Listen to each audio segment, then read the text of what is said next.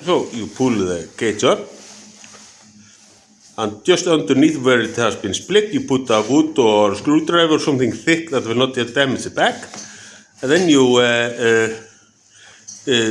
squeeze the cage until it falls out. If it doesn't fall out, then you take a plier and bend some of the wires. But when it's new, it's not needed. And if you assemble it again, will you assemble it again? Yeah. So when you assemble it, you put it down and you put something thick that doesn't damage the back, a wood or a big screwdriver, and then you just push it down.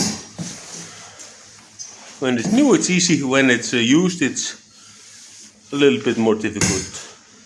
That's it.